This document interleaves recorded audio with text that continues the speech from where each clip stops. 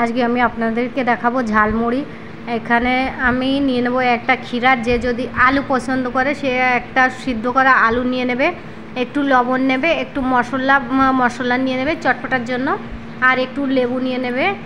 আমি ক্ষীরা নিয়েছি, টমাটার নিয়েছি, কাঁচা ঝাল নিয়েছি, আদা নিয়েছি, পেঁয়াজ নিয়েছি। এগুলোকে কুচি করে নেব। দেখতে পারো এখানে কিছু নমকিন নিয়ে নিচ্ছি আমি, আর কিছু মুড়ি নিয়ে নিচ্ছি।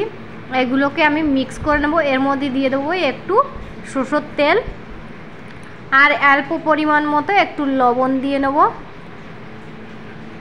আর যদি কেউ একটু আলু পছন্দ করো, আলু দিয়ে নিতে পারো, একটু আলু আর কিছু ধনের পাতা।